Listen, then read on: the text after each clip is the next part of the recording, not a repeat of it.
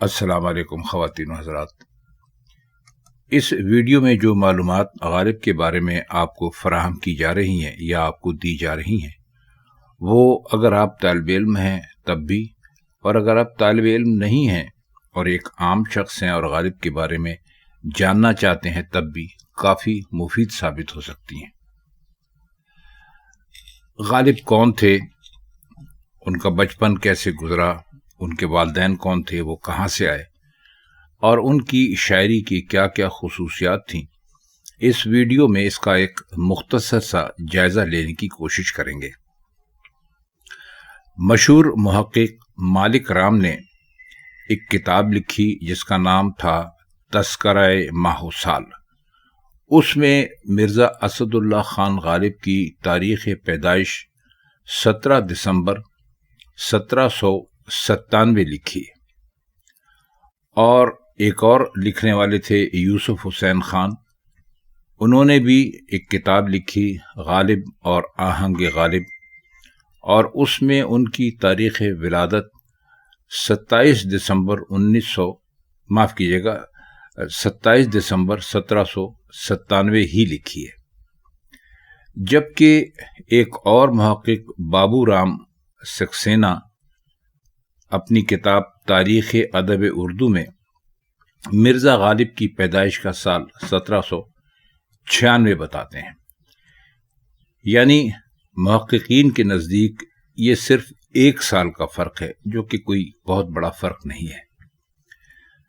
مرزا غالب کا خاندانی سلسلہ بقول رام بابو سکسینہ کے ایبک ترکمانوں جو وسط ایشیا کے رہنے والے تھے ان سے ملتا ہے، جو اپنے آپ کو سلاطین سلجوقی کی وساطت سے فریدوں کی نسل میں سمجھتے تھے۔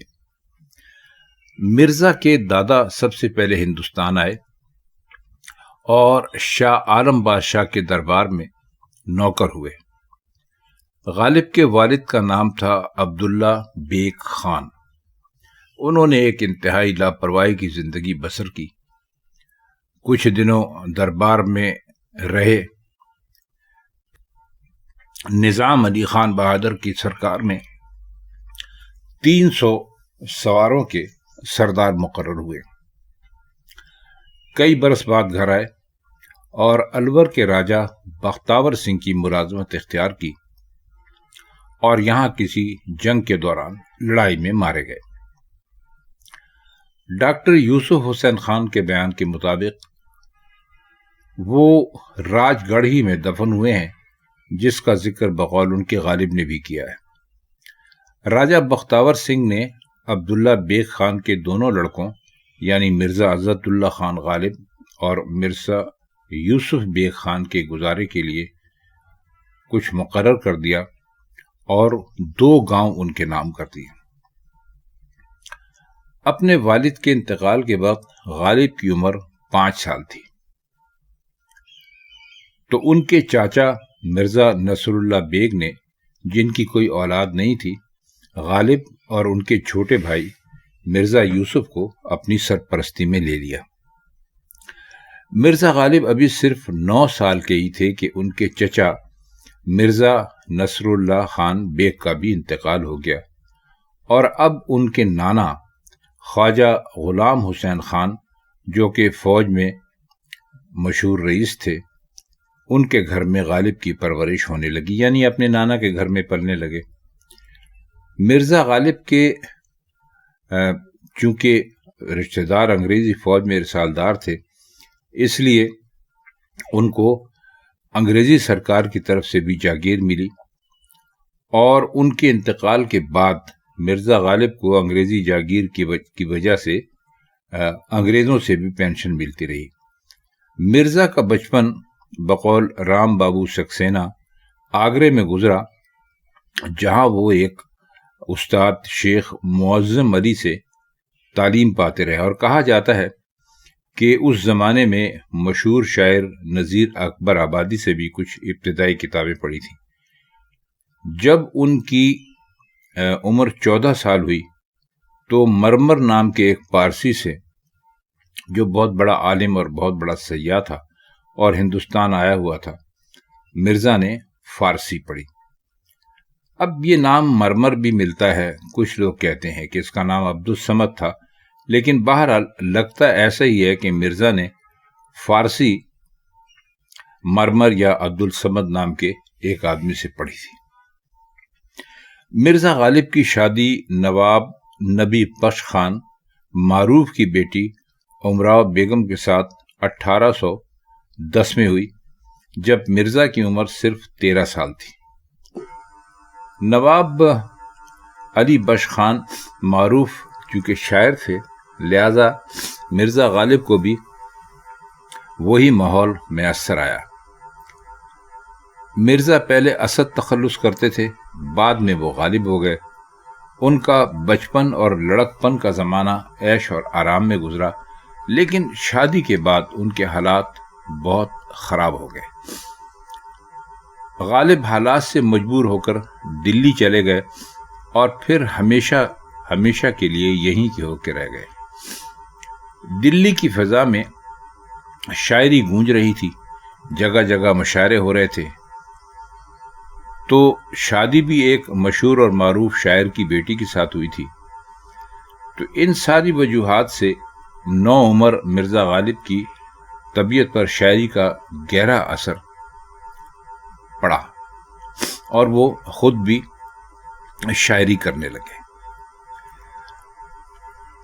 اب ایسا ہوا کہ ہمیشہ دلی میں رہے، چونکہ سوائے ایک کلکتے کے سفر جو انہوں نے 1828 میں کیا تھا، انہوں نے کہیں باہر کا سفر نہیں کیا، اور یہ سفر پینشن کی بحالی کی خاطر تھا۔ وہ پینشن جو ان کو سرکار برطانیہ کی جانب سے ملتی تھی، نصر اللہ بیگ کی جاگیر کی ضبطی کے عوض ملتی تھی۔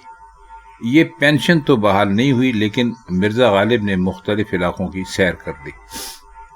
مرزا غالب کے اس سفر کے حوالے سے اگر آپ مرزا غالب کے خطوط پڑھیے تو آپ کو کافی حد تک اندازہ ہوگا کہ مرزا غالب نے اس سفر کے دوران کیا کیا، کون سا راستہ اختیار کیا، کن لوگوں سے ملے اور اس کا انجام کیا ہوا۔ کلکتے کے راستے میں مرزا نے لکھنؤ اور بنارس کی سیر بھی کی تھی، اور ایک قصیدہ نصیر الدین حیدر شاہ بادشاہ اودھ کے واسطے اور ایک نثر وزیر سلطنت کی تعریف میں پیش کی گئی تھی۔ آخری تاجدار خود واجد علی شاہ کی سرکار سے بھی 500 روپے سالانہ ان کے واسطے مقرر ہوئے تھے، مگر 2 برس کے بعد جب سلطنت کا تنازع پیدا ہوا تو وہ ملنا بند ہو گئے۔ پینشن کے مقدمے کی ذہنی کوفت کے علاوہ مرزا غالب کے ساتھ ایک مسئلہ یہ ہوا کہ انہیں بقول یوسف حسین خان انہیں بہت بے آبروئی کا گھاؤ کھانا پڑا۔ جو تھوڑی بہت عزت باقی تھی وہ بھی جاتی رہی۔ غالب کو جوانی کے زمانے میں شطرنج کھیلنے کا بڑا شوق تھا اور کچھ بد کر کھیلا کرتے تھے، یعنی شرط لگا کے کھیلتے تھے، بھائی ہاریں گے تو ہم اتنے پیسے دیں گے اور جیتیں گے اگر تو اتنے پیسے لیں گے، یعنی ایک طرح سے یہ جوا ہی ہوتا تھا۔ آہستہ آہستہ اس عادت نے جوا کھیلنے کی لت لگا دی۔ شراب اور جوئے کے ساتھ دنیا کی ہر تہذیب میں ایک قدیم واسطہ پایا جاتا ہے۔ 1841 میں جوئے کی علت میں انہیں 100 روپے جرمانے کی سزا ہو چکی تھی، لیکن اس کے بعد بھی ان کا یہ سلسلہ جاری رہا۔ جب تک مرزا محمد مرزا خانی کوتوال شہر تھے، مرزا کو کوئی خطرہ بابت کھیلنے جوئے کے نہیں تھا، لیکن جب مرزا کی جگہ فیض الحسن تبدیل ہو کر آئے تو نئے کوتوال شہر نے جوئے کے بچاؤ کے لیے، روک تھام کے لیے سخت کارروائی شروع کر دی۔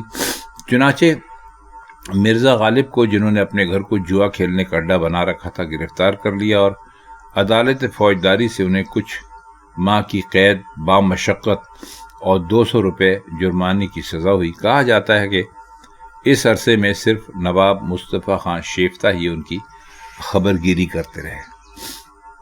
1842 میں غالب کو دہلی کالج میں پروفیسر کے لیے منتخب کیا گیا۔ مگر چونکہ ٹامسن صاحب جو اس وقت سیکریٹری گورنمنٹ تھے غالب کے استقبال کے لیے اپنے دفتر سے نکل کر باہر نہیں آئے تو انہوں نے احتجاج کے طور پر یہ ملازمت قبول نہیں کی۔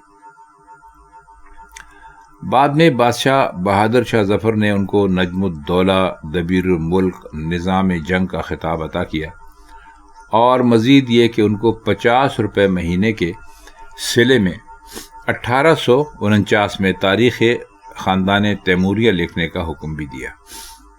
1854 میں شیخ ابراہیم ذوق کے انتقال پر غالب بادشاہ کے استاد مقرر ہوئے۔ اس سے پہلے 1854 سے پہلے شیخ ابراہیم ذوقی استاد تھے بادشاہ کے، کیونکہ بادشاہ بھی شاعر تھے۔